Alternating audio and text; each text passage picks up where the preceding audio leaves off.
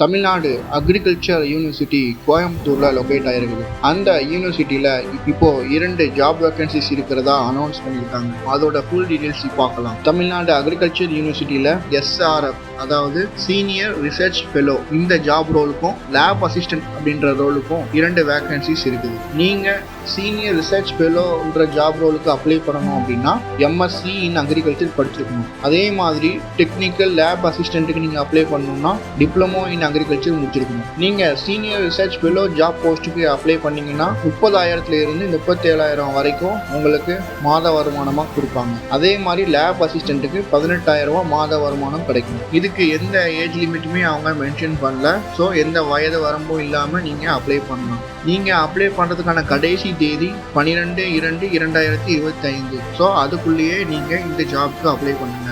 இதோட selection process பார்த்தோம் அப்படின்னா ஃபர்ஸ்ட் ரிட்டன் எக்ஸாமும் 2வதா இன்டர்வியூவும்